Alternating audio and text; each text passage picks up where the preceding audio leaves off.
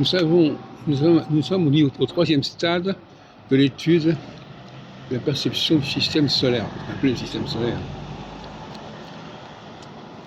Il y a le temps où on pensait que la Terre était le centre du système solaire, puis avec Copernic,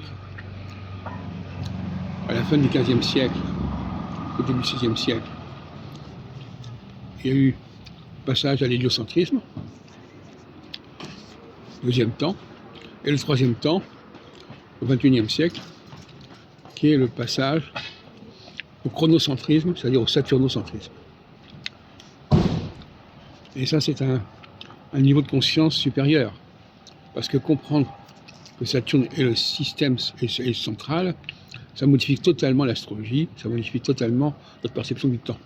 Alors le mot chronos veut aussi dire chronos, ça veut dire aussi le temps. Donc c'est pas une plaisanterie.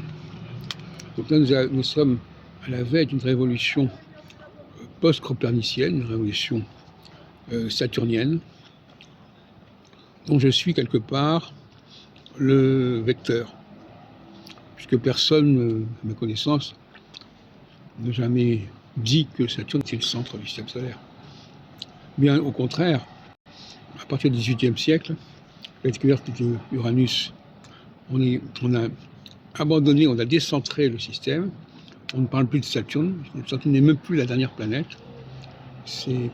Donc Saturne est complètement détrôné, si on peut dire. D'ailleurs, la notion de détrôné se retrouve aussi dans la mythologie, parce qu'il est détrôné par Zeus, etc.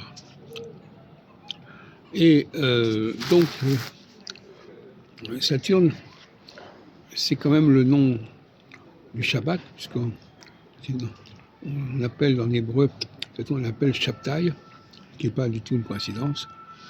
Et donc, le véritable avènement du Messie, ou tout ce qu'on voudra, c'est le fait de montrer que Saturne est central. C'est ça la clé du système. Et là, par ailleurs, Saturne, on a voulu le mettre comme une 7e planète dans le système de Ptolémée, alors que ça n'a rien à voir. Ce système de Ptolémée n'a pas été bien compris. En réalité, Saturne active le dispositif, qui est un dispositif à 6 facteurs, non pas à 7 facteurs. Aux extrémités, il y a le Soleil et la Lune, et entre les deux, qui ne sont pas des planètes d'ailleurs, véritablement, et entre les deux, il y a les 4 planètes centrales, qui sont Mercure, Vénus, Mars et Jupiter, qui se répartissent, qui découpent en 4 le cycle de Saturne. Et donc, là aussi, il y a une confusion.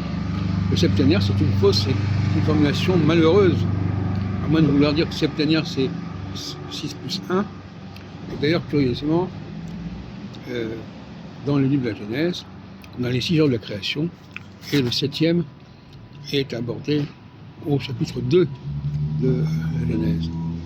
On voit bien qu'on sépare immédiatement le 6 et le 7, ce qu'on ne fait pas de manière générale.